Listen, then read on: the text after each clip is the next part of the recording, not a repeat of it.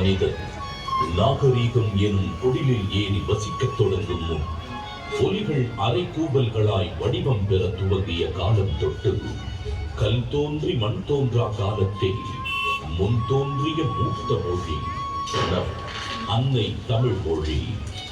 காலமெல்லாம் கடந்து நிற்கும் நம் தமிழ் மொழி உலகில் மிக பழமையான மொழி என்று கருதப்படுகிறது.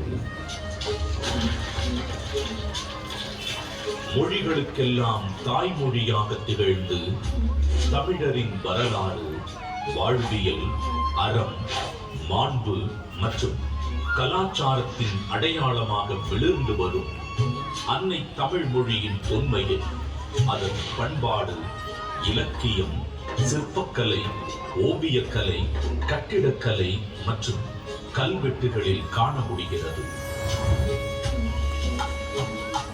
3 பிரிவுகள், 133 அதிகாரங்கள், மொத்தம் 1330 குறள்களில் இப்பாரினை அளந்து இவ்வுலகிற்கு இன்றியமையாத பொதுமறையை இயற்றி தந்த தமிழ் தாயின் தலைமகன், வையத்துள் வாழ்வாங்கு வாழ்ந்த தெய்வ புலவர் திருமகனார் திருவள்ளுவர்.